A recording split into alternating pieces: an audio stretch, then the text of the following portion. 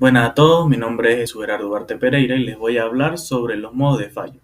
Estas son las causas que originan los fallos. Sirven para prevenir porque indican a qué elemento se le debe realizar mantenimiento. Es muy importante identificar los modos de fallo para poder desarrollar e implementar cualquier plan de mantenimiento. Solo deben registrarse los modos de fallo que tengan una probabilidad razonable de producirse dentro del contexto que se analice. Estos modos de fallo pueden ser: 1. Fallos que se han producido antes en el mismo equipo o en otros de características similares, a menos que se haya modificado el equipo y ahora sea poco probable que vuelva a producirse el fallo. 2. Modos de fallo que ya son objeto de mantenimiento cíclico preventivo. Esto es que se producirán de no realizarse ese mantenimiento. 3. Fallos que no se han producido pero se consideran muy probables. Ahora bien, efectos de fallo. Es una lista donde se especifica qué sucede cuando se produce cada modo de fallo. Aquí se deben describir los efectos de cada fallo como si no se estuviera haciendo nada para impedirlo. El registro de los efectos de fallo o de falla deberá incluir la siguiente información. 1. Especificar si el fallo será evidente a los operarios en el desempeño de sus tareas normales. 2. Indicar si el fallo va acompañado o precedido de efectos físicos obvios, tales como ruidos fuertes, incendio, humo, fugas de vapor, olores extraños o manchas de líquido en el suelo. También debería indicar si la máquina se para como consecuencia del fallo. 3. Indicar qué pasa si fallase el dispositivo protegido mientras su dispositivo protector de seguridad esté inutilizado. 4. Indicar posibilidad de lesión o muerte o de infringir normativas o reglamentos. Efectos de fallas. El registro de datos secundarios efectos sobre la producción debe llevar: 1. El tiempo de parada asociado con cada fallo. Esto es que no solo el tiempo de reparación, sino también el tiempo normalmente necesario para analizar el fallo y el tiempo necesario para obtener los recambios. 2. Si la calidad del producto quedase afectada y cómo y si se han de desperdiciar o volver a elaborar. 3.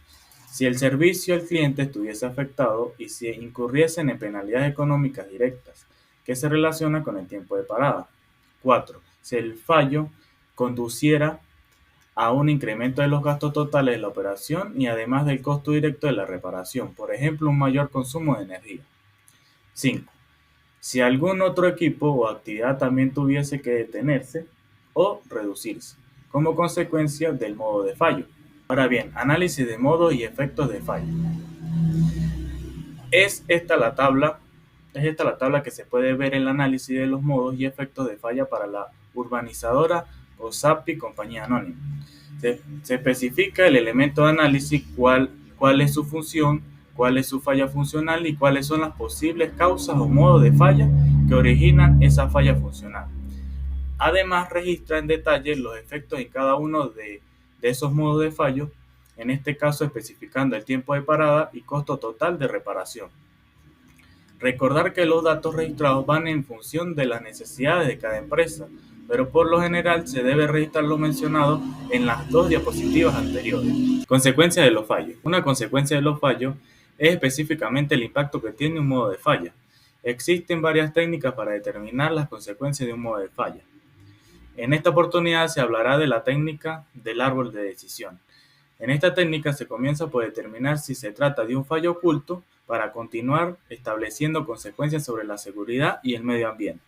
Posteriormente se analiza la existencia de consecuencias en la operación del sistema o unidad de producción y se finaliza con el estudio de las posibles consecuencias que no afecten la operación propiamente dicha.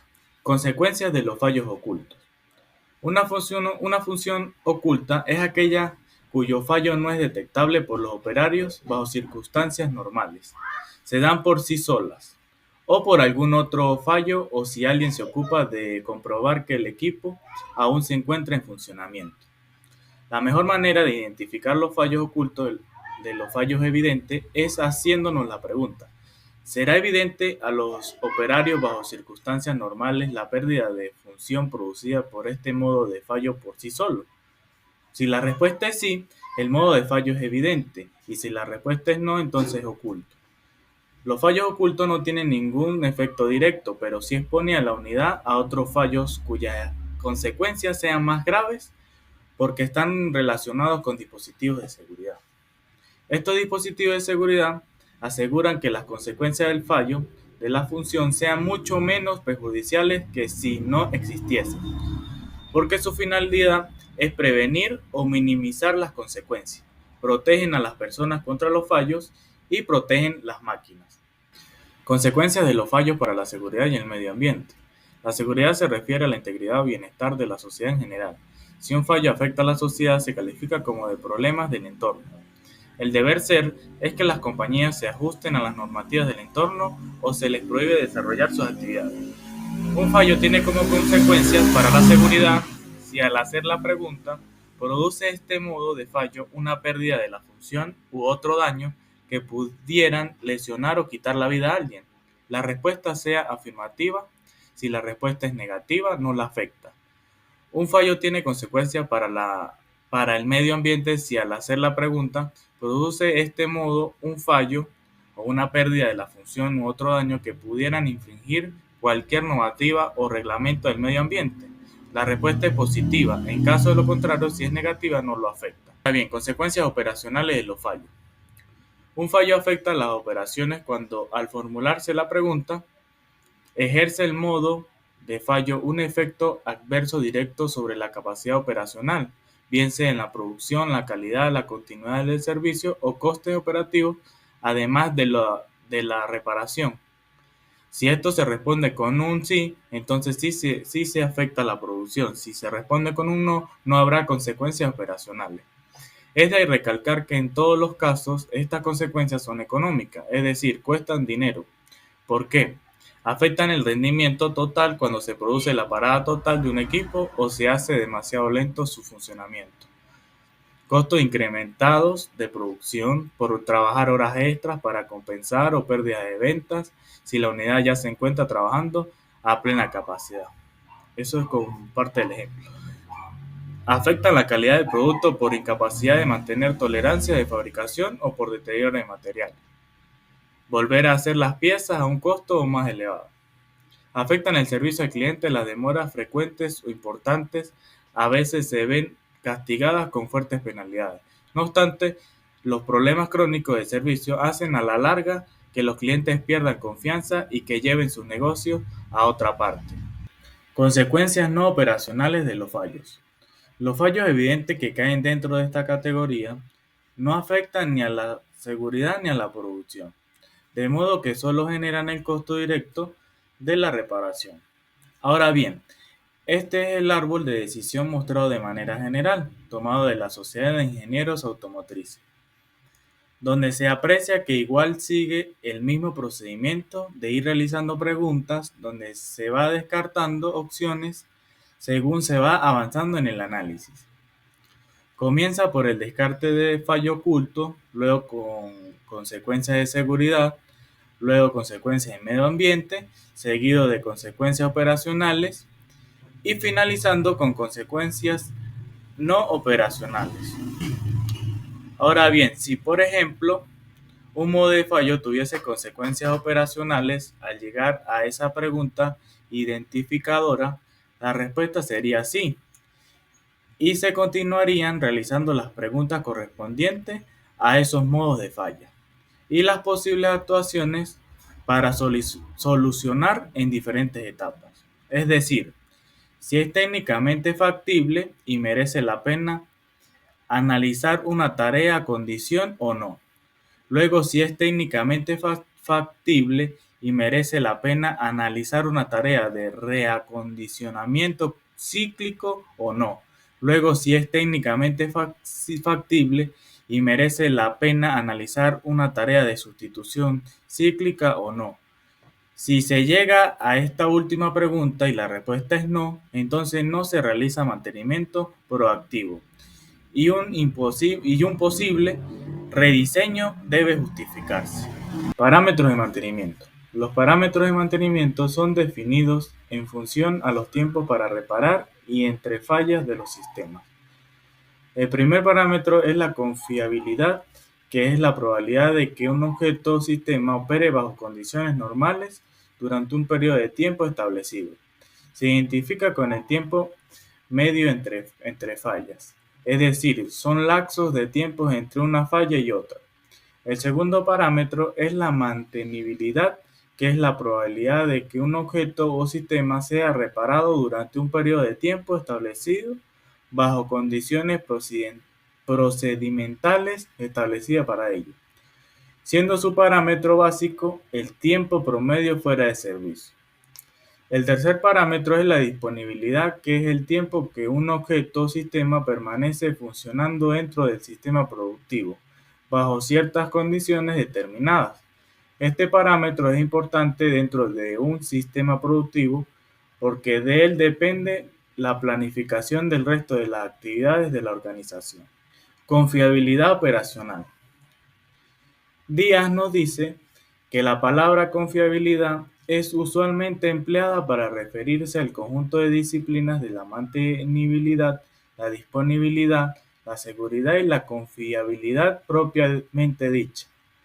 Todas estas tienen como objeto estudiar el comportamiento de los equipos en el tiempo. La confiabilidad operacional se aplica tanto al diseño de equipos y sistemas como el análisis de data operativa para el mantenimiento, de donde se logra conocer el comportamiento de equipos en operación, lo que permite: 1. Aislar equipos o componentes problemas. 2. Prever y optimizar el uso de los recursos humanos y materiales necesarios para el mantenimiento. 3. Diseñar las políticas de mantenimiento a ser utilizadas. 4. Calcular instantes óptimos de sustitución económicas de equipos. 5. Establecer frecuencias óptimas de ejecución del mantenimiento preventivo. 6. Especificar en grandes contratos cláusulas contractuales sobre el comportamiento de los equipos a ser adquiridos y comprobar el cumplimiento de estos objetivos en la operación. Si se quiere implementar un programa de confiabilidad operacional, es necesario el análisis de 4 parámetros: confiabilidad humana, confiabilidad de los procesos, mantenibilidad de los equipos y la confiabilidad de los equipos. Cada uno contempla aspectos relevantes que integran la llamada confiabilidad operacional. Si hay variación individual o en conjunto de uno o más de estos aspectos, se afectará el comportamiento global de la confiabilidad operacional de un sistema determinado. Con conocimiento de los tipos de mantenimiento se podrá ponderar o evaluar sus ventajas y desventajas. También es importante conocer términos como confiabilidad, mantenibilidad, disponibilidad, seguridad y falla y parada de los sistemas sujetos de mantenimiento. Existen elementos metodológicos para optimizar los planes de mantenimiento. Por ejemplo, análisis de criticidad, análisis causa-raíz, detección de oportunidades y pérdidas, inspección basada en riesgos, mantenimiento centrado en la confiabilidad, optimización de costos y riesgo. Escoger una o más metodologías responderá directamente a las características y necesidades propias de la organización, pues todas responden al interés de optimizar el mantenimiento a través de los procesos de mejora continua, que minimicen los tiempos de inactividad, aumenten la productividad y reduzcan costos de mantenimiento y reparación al tiempo que involucren al personal y lo motivan en la consecución de los objetivos organizacionales.